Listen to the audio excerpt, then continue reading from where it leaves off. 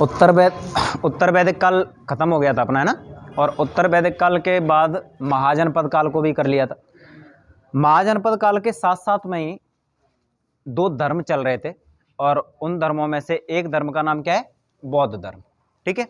और दूसरा धर्म है, वो कौन सा धर्म है? जैन धर्म। तो बौद्ध धर्म और जैन धर्म को, बौद्ध धर्म और जैन धर्म को हम लोग क्या करेंगे, थोड़ा सा कंपैरिजन करके पढ़ लेंगे। लेकिन उससे पहले क्या करते हैं, थोड़ा सा बौद्ध धर्म को अलग से पढ़ लेते हैं और जैन धर्म को भी अलग से पढ़ लेंगे, फिर दोनों में कंपैरिजन कर लेंगे, ठीक है।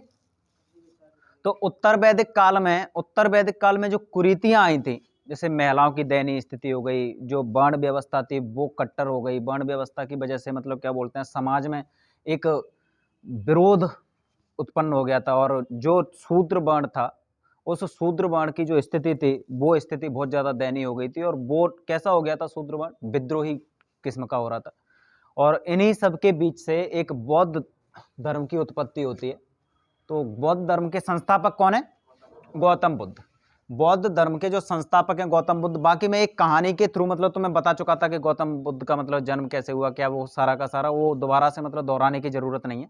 अभी हमें क्या करना है, बहुत ये फैक्चुअल इंफॉर्मेशन है जिसको हम देख रहे हैं, लेकिन फैक्चुअल इंफॉर्मेशन के साथ साथ में हम थोड़ा सा कॉन्सेप्ट भी देखते रहेंगे, ठीक है। तो बौद्ध धर्म के संस्थापक कौन है? गौतम बुद्ध। बौद्ध धर्म के संस्थापक कौन है? गौतम बुद्ध। तो गौतम बुद्ध एक क्षत्रिय थे। गौतम बुद्ध कौन थे? क्षत्रिय थे। इस कौन से वर्ण से आ रहे हैं? क्षत्रिय वर्ण से आ रहे हैं। तो इनके व्यक्तिगत जीवन को देखें तो इनके जो पिता थे, एक शाक्य गणराज्य के मुखिया थे, शुद्धोधन। इनके जो पिता थे वो कौन से गणराज्य के? शाक्य गणराज्य के मुखिया थे, शुद्धोधन। इनकी जो माता थी उनका नाम था महामाया। माता का नाम क्या था? महामाया। और महामाया की जो मृत्यु थी, गौतम बुद्ध के जन्म के 7वें दिन इनकी मौत हो गई।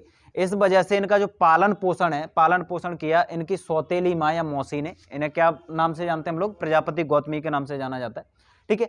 सौतेली माँ या मौसी, मतलब ऐसा प्रचलन सा है एक हिंदू समाज में, ऐसा माना जाता है कि भाई ये शादी तो किसी ना किसी से और से कर लेगा, अगर किसी और से शादी की तो इसकी दिक्कत हो जाएगी बच्चे की। तो इस वजह से क्या करते हैं, या तो मतलब उसकी साली होती है उसी से शादी करवा दी जाती है, तो वो थोड़ा सा उसको अपने बच्चे की तरह देखती है, तो इस वजह से शादी कर ली इसने इससे। और इसकी सौतेली माँ भी है और मौसी भी है, तो इसका नाम क्या है? गौतमी, ठीक है। तो जो गौतम बुद्ध का जन्म है, वो जन्म की मतलब जो तिथि है, देखो इनको हम फिर भी बोल रहा हूं मैं, इसको फिक्स मानना ना मानना मतलब मेरे हिसाब से तो गलती है, क्योंकि साहित्यिक स्रोतों पे हम पूरी तरीके से विश्वास नहीं कर सकते। फिर भी हम मतलब अगर देखें तो इसमें क्या लिखा हुआ है, 563 ईस्वी पूर्व, 563 ईस्वी पूर्व में लुम्बिनी नेपाल में इनका जन्म हुआ। कहां पे? लुम्बिनी नेपाल में इनका जन्म हुआ। और इनकी मृत्यु 483 ईस्वी पूर्व में कुशीनगर उत्तर प्रदेश में इनकी मृत्यु हो गई। और इनकी जो मृत्यु हुई थी वो उदार विकार के कारण हुई थी। मतलब क्या बोलते हैं, इन्होंने मांस खा लिया था सुअर का। किसका मांस? सुअर का मांस खा लिया, उसकी वजह से मतलब क्या बोलते हैं, पचा नहीं पाए, पेट खराब हो गया और इनकी मौत हो गई। इनकी जो पत्नी है, वो पत्नी कौन है? यशोधरा। तो यशोधरा इनकी पत्नी है, पुत्र का नाम राहुल है। ये इनकी पता नहीं जन्म कुंडली बिना फालतू का काय के लिए एग्जामिनर पूछते रहते हैं। तो देख, इनके जो गुरु हैं, वो गुरु एक तो योग गुरु थे जिन्होंने इन्हें योग की शिक्षा दी, और एक थे सांख्य गुरु जिन्होंने इन्हें सांख्य की शिक्षा दी थी। तो जो सांख्य की शिक्षा देने वाले व्यक्ति हैं वो अलार कलाम। कौन है? अलार कलाम। और इन्हें जो योग की शिक्षा देने वाले हैं वो व्यक्ति हैं रुद्रक। कौन है? रुद्रक। इन्हें तो इनके ऊपर सबसे ज्यादा इंपैक्ट किसका पड़ा? रुद्रक या अलार कलाम? नहीं, किसके? रुद्रक का। क्योंकि इनकी कोई भी तुम अगर प्रतिमा देखोगे कहीं पे भी, तो वो कौन सी मुद्रा में मिलती है तुम्हें? योग की मुद्रा मिलती है। कौन सी मुद्रा में? योग की मुद्रा में मिलती है। और इसी का इंपैक्ट पड़ा था। ये व्यक्ति मतलब भगवान को नहीं मानता, लेकिन क्या बोलते हैं, योग को मानता है। किसको मानता है? योग को मानता है। और योग एक तपस्या है। क्या है? तपस्या। भाई उससे तुम अपनी इंद्रियों पर कंट्रोल कर सकते हो। योग बहुत बड़ी चीज होती है, ठीक है। इन्हें जो ज्ञान की प्राप्ति है, ज्ञान की प्राप्ति इन्हें बोध गया बिहार में हुई। कहां पे? बोध गया बिहार में। इससे पहले इन्होंने जो तपस्या कर रखी थी, मैंने जो बोला था कि ब्राह्मणों के झुंड की वजह से इन्होंने जो तपस्या की, वो तपस्या कौन सी थी? इन्होंने सारनाथ उत्तर प्रदेश में पहले तपस्या की, बाद में इन्होंने तपस्या कहां पे की? बोध गया बिहार में। और बोध गया बिहार में इन्हें निर्वाण की प्राप्ति हो गई। किसकी निर्वाण की? निर्वाण मतलब किसको बोला जाता है बौद्ध धर्म में? ज्ञान को। किसको बोला जाता है? ज्ञान को। तो इन्हें ज्ञान की प्राप्ति कहां पे हुई? बोध गया बिहार में। एक नदी है निरंजना नदी, साल वृक्ष के नीचे। किसके? नहीं यार, साल नहीं, इसका क्या है, ये बट वृक्ष या फिर पीपल के वृक्ष के नीचे मतलब इन्होंने तपस्या की। साल वृक्ष के नीचे किसने की थी? महावीर स्वामी ने। किसने की थी? महावीर स्वामी ने। तो इसको करेक्ट कर लो, क्या है ये? पीपल या फिर बरगद, मतलब कुछ भी आ सकता है, ठीक है। तो इसके नीचे इन्होंने तपस्या की। कितने वर्ष सब तपस्या की थी इन्होंने? 6 साल। कितने साल? 6 साल की कठोर तपस्या के बाद इन्हें ज्ञान की प्राप्ति हो गई। और इस ज्ञान की प्राप्ति को बौद्ध धर्म में बोला जाता है निर्वाण। क्या बोला जाता है? निर्वाण की प्राप्ति बोला जाता है, ठीक है। तो निर्वाण की प्राप्ति होने के बाद ये व्यक्ति उपदेश देने गए। क्या देने गए? उपदेश देने। तो इन्होंने सबसे पहला उपदेश कहां पे दिया? सारनाथ में। सारनाथ कहां पड़ता है? उत्तर प्रदेश। सारनाथ उत्तर प्रदेश में इन्होंने सबसे पहले उपदेश दिए। उपदेश की जो भाषा का प्रयोग किया इन्होंने, उस भाषा का नाम है पाली भाषा। कौन सी भाषा में?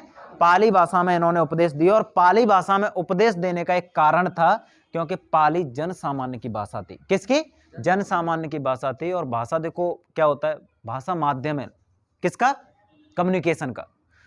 अब मैं फारसी बोलूं तो तुम्हें समझ में नहीं आएगी, अगर मैं यहाँ की रीजनल लैंग्वेज बोलूं तो बहुत अच्छे से कनेक्ट हो सकते हैं। तो ये बात बहुत अच्छे से समझते थे और उन्होंने उसी भाषा का प्रयोग किया जिस भाषा से वो जनता से कनेक्ट हो सकते हैं। तो पहली बार जो उपदेश दिया वो कहां पे? सारनाथ उत्तर प्रदेश में ये उपदेश दिया इन्होंने। सर्वाधिक उपदेश मतलब सबसे ज्यादा उपदेश दिए। वो सबसे ज्यादा उपदेश कहां पे दिए? श्रावस्ती में। श्रावस्ती कहां पे पड़ती है? उत्तर प्रदेश में। कहां पड़ती है? उत्तर प्रदेश में। तो सर्वाधिक उपदेश दिए यहां पे।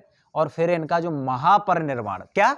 महापरिनिर्वाण। अच्छा, ये जो प्रथम उपदेश दिया है, इस प्रथम उपदेश को भी कुछ बोला जाता है, इसको बोला जाता है महाविनिष्क्रमण। क्या बोला जाता है? महाविनिष्क्रमण एक शब्द है, वो यूज होता है इसके लिए। तो ये अलग अलग शब्द देखो। ज्ञान की प्राप्ति के लिए कौन सा शब्द है? निर्वाण। ज्ञान की प्राप्ति के लिए कौन सा? निर्वाण। पहली बार उपदेश दिया उसको क्या बोला? महाविनिष्क्रमण। और मृत्यु के लिए शब्द कौन सा यूज हो रहा है? महापरिनिर्वाण। कौन सा शब्द यूज हो रहा है? महापरिनिर्वाण। तो ये जो महापरिनिर्वाण है ना, 483 ईस्वी पूर्व में। कब? 483 ईस्वी पूर्व में कुशीनगर में एक सुनार रहता था, चुंद नामक सुनार के यहाँ पे इन्होंने भोजन किया। और वो भोजन मतलब सुअर का मांस था, वो मतलब रखा हुआ मांस। देखो बौद्ध, यहाँ पे मैं एक चीज बता रहा हूं, मैं तो बताऊं, जो बौद्ध धर्म है वो इतना आगे क्यों चला गया? बौद्ध धर्म है वो इतना आगे चला गया। इसी के साथ साथ में जैन धर्म चल रहा था, तो वो जैन धर्म इतना आगे क्यों नहीं गया? क्योंकि बौद्ध में और जैन में बहुत बड़ा अंतर था। क्योंकि जैन धर्म अतिवादी था। जैन धर्म कैसा था? अतिवादी। मतलब अगर मैं यहाँ के नियम ऐसे कठोर नियम लागू कर दूं तो कोई नहीं आएगा। अगर मैंने नियम हद से ज्यादा लचीले कर दिए तो फिर मुझे कोई देखेगा नहीं। समझ में आ रहा है? मतलब कोई बोलेगा अरे ऐसे ही। तो क्या करना पड़ता है? बैलेंस बना के चलना पड़ता है। क्या करके चलना पड़ता है? बैलेंस बना के चलना पड़ता है। ये जिंदगी का भी नियम है और हर चीज का मतलब ये नियम है। अगर बैलेंस बना रहेगा तो सब कुछ ठीक है, अगर बैलेंस बिगड़ा तो मामला गड़बड़ा जाता है। तो जैन धर्म ने बैलेंस बना के नहीं रखा, लेकिन भगवान बुद्ध या फिर जो गौतम बुद्ध हैं, इन्होंने क्या करके रखा था? बैलेंस बना के रखा। और इस वजह से इनका धर्म आगे चला गया। मतलब ये अतिवादी नहीं था। ये किसको मानने वाले व्यक्ति हैं? मध्यम मार्ग को। किसको? मध्यम मार्ग को। इनके यहाँ पे एक व्यक्ति आता है और वो व्यक्ति ये बोलता है कि मैं मांस नहीं खाता। तो गौतम बुद्ध बोलेंगे ठीक है, अच्छी बात है, तेरी इच्छा है, मत खा, कोई दिक्कत थोड़ी है मांस खाने या ना खाने से, मतलब अनिवार्य नहीं है। कोई बोल रहा है कि मैं तो मांस खाता हूँ, पड़ा का मांस खाता हूँ, तो बोले तू पड़ा का खा, हाथी का खा, सुअर का खा, कुत्ता का खा, मुझे क्या दिक्कत है उससे? कोई दिक्कत नहीं है, ये तेरी पर्सनल लाइफ है, उससे कोई फर्क नहीं पड़ता है। बोला इससे भगवान रूठ जाएंगे। बोला भगवान तो होते ही नहीं है। तो ऐसे व्यक्ति से लोग जुड़ेंगे ना आसानी से। हाँ, और इसी जगह पे अगर कोई व्यक्ति जाके महावीर स्वामी से बोल देता कि मैं मांस नहीं, मांस नहीं, मैं रास्ते में आ रहा था और मुझसे एक मच्छर मर गया, बोलेगा अरे पापी, मतलब मच्छर मार के आ रहा है तू। अब सोच के देखो, एक व्यक्ति बोल रहा है कि तू पड़ाका भी मांस खा के आया, मुझे कोई दिक्कत नहीं है, और दूसरा व्यक्ति क्या बोले? मच्छर मार दिया तूने, हिंसा कर दी। क्या कर दी? हिंसा कर दी। तू धर्म में शामिल होने के लायक नहीं है। अब तो ऐसे धर्म से जुड़ना चाहेगा कोई? ऐसे धर्म से तो वही व्यक्ति जुड़ सकता है कि जो कुछ भी ना करता हो। मतलब कुछ भी ना करता हो मतलब ऐसी कंडीशन हो उसकी, कम से कम वो खेती ऐसी चीज तो कुछ कर ही नहीं सकता, क्योंकि भाई न जाने कितने जीवों की हत्या कर। तो जैन व्यक्ति बहुत कम मिलेंगे। इस वजह से जैन धर्म का क्या नहीं हो पाया? विकास नहीं हो पाया। ठीक है, यहां पे तो जो बौद्ध ग्रंथ हैं, बौद्ध ग्रंथ, उनमें से एक है जातक कथाएं। क्या है? जातक कथाएं। इसमें बौद्ध जो भगवान बुद्ध हैं उनके पुराने जीवन की, मतलब इनके जो जीवन से पहले वाली या फिर पुनर्जन्म की कथाओं का वर्णन मिलता है। किसमें? जातक कथाओं में। सुत्त पिटक, विनय पिटक और अभिधम्म पिटक। क्या? सुत्त पिटक, विनय पिटक और अभिधम्म पिटक, ये भी बौद्ध ग्रंथ है। ठीक है, ये क्या? त्रिरत्न। क्या ये? त्रिरत्न। बुद्ध, धम्म और संघ। बुद्ध, धम्म और संघ, ये त्रिरत्न है। भगवान बुद्ध ने दुख का कारण किसको बताया? बोला तृष्णा दुख का कारण है। तृष्णा क्या है? दुख का कारण है। मतलब संसार में दुख का एकमात्र कारण है तो वो क्या है? इच्छाएं व्यक्ति की। अगर इच्छाएं खत्म हो जाएं तो दुख खत्म हो जाएगा उसी समय पे। तो बोला क्या इच्छाएं कभी खत्म हो सकती हैं? तो बोला इच्छाएं खत्म नहीं हो सकती, लेकिन अगर भगवान बुद्ध से मिलोगे तो मतलब कुछ ना कुछ मार्ग तो बता ही देंगे। तो उन्होंने बोला कि अगर कोई व्यक्ति अष्टांगिक मार्ग पे चलता है तो उसको मोक्ष मिल सकता है। क्या मिल सकता है उसको? मोक्ष मिल सकता है। या फिर मोक्ष का मतलब हम ये बोलें कि वो इच्छाएं अपनी खत्म कर सकता है। ठीक है, ये धर्म की प्रकृति का तुम्हें मतलब समझ में ही आ गया। ये मध्यम मार्गी है। कैसा ये? मध्यम मार्गी। यहाँ पे कोई ग्रस्त जीवन जी रहा है तो मतलब कोई दिक्कत नहीं भाई, तुम अपना ग्रस्त जीवन जी के भी अपना मोक्ष प्राप्ति कर सकते हो। अगर कोई भिक्षु भिक्षुणी बनना चाहता है, अगर कोई साधु या साध्वी बनना चाहता है तब भी कोई दिक्कत नहीं है। ठीक है, तो धर्म की प्रकृति कैसी है? ये मध्यम मार्गी है और इसी वजह से मतलब ये धर्म आगे चला गया। गौतम बुद्ध से बोला भगवान होता है तो गौतम बुद्ध बिल्कुल शांत हो जाते थे। मतलब तो लगता था कि मतलब पता नहीं क्या है।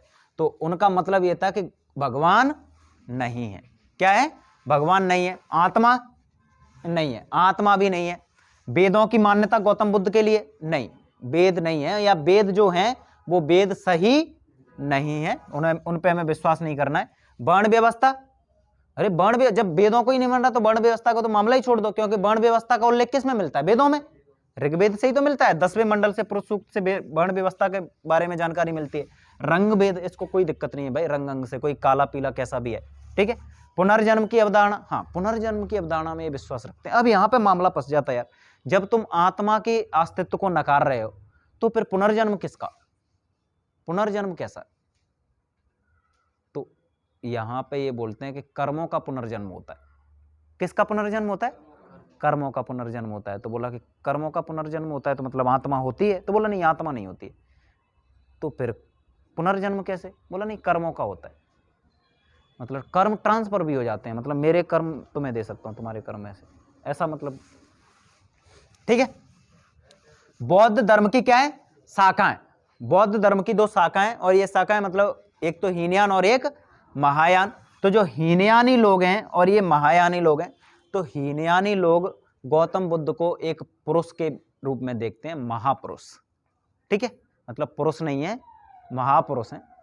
लेकिन महायानी लोग गौतम बुद्ध की मृत्यु के बाद क्या मानने लग गए? उनको भगवान मानने लग गए। क्या मानने लग गए?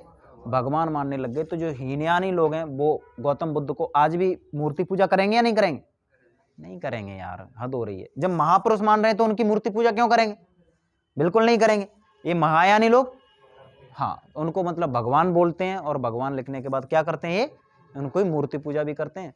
तो जो मंदिर ये जो मतलब मठ मिलते हैं बौद्ध धर्म से संबंधित, वो किसके हैं? महायानी लोगों के, या फिर मतलब क्या बोलते हैं उसको, भगवान के रूप में पेश कर रहे हैं, वो यही है। हीनयानी लोग उसको एक महापुरुष के रूप में देखते हैं। ठीक है, इनके जो शिष्य थे पहले, वो कौन है? आनंद। और आनंद के कहने पे गौतम बुद्ध ने संघ में महिलाओं को प्रवेश दे दिया। किसके कहने पे? आनंद के कहने पे। तो गौतम बुद्ध ने मतलब मना किया था कि देखो, अगर संघ में महिलाओं का प्रवेश होता है तो बौद्ध धर्म ज्यादा नहीं टिक पाएगा। लेकिन मतलब महिलाएं ना हो तो फीलिंग भी तो नहीं आएगी ना ऐसे करके। तो बोलो नहीं, महिलाएं तो होनी चाहिए। तो महिलाओं के चक्कर में मतलब क्या बोलते हैं, उसने बोला कि देखो, जो 1000 साल चल सकता था धर्म, वो धर्म जल्दी नष्ट हो जाएगा महिलाएं अगर आ जाएंगी, क्योंकि जाने अनजाने में गलती तो लोग करेंगे। ठीक है, और संघ में रहने वाले लोगों को मतलब पश्चाताप के लिए ये लोग देखते थे, एनालिसिस करते थे, लोग रहे हैं तो फिर मतलब क्या बोलते हैं, गलती हुई है, कुछ नहीं, क्वेश्चन आ जाएगा। मतलब संघ में सबसे पहले कौन सी महिला ने एंट्री ली थी? तो वो एंट्री लेने वाली महिला कौन सी है? गौतमी। बस इतना सा मामला। ठीक है, फिर गौतम बुद्ध की मृत्यु के बाद संगति हुई जो गौतम बुद्ध के ज्ञान को आगे बढ़ाने के लिए होती। तो 4 संगति हुई थी। कितनी संगति हुई थी? 4 संगति हुई थी। ठीक है, तो उनको अब आगे लिखते हैं, इसको लिख लो आप तब तक।